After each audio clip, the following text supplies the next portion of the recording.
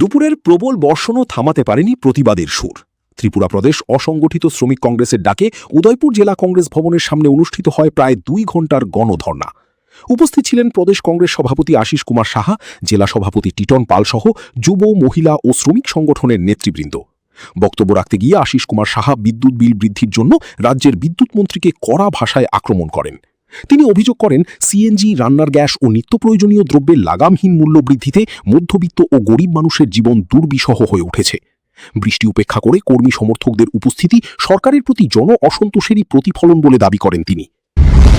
বিভিন্ন চার্জ বাড়লে পরে তার এফেক্ট কিন্তু এই রাজ্যের সমস্ত অংশের মানুষের ঘাড়ে চাপে।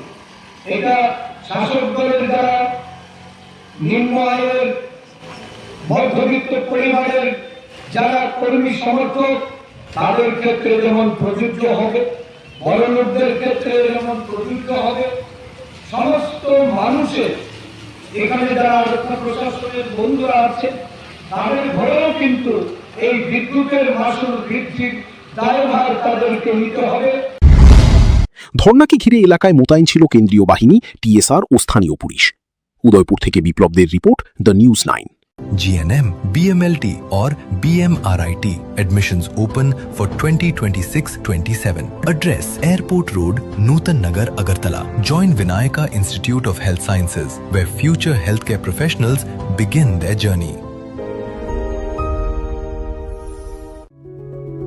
Step into a place full of new ideas and opportunities at Techno India University Tripura, where you learn, grow and build your future.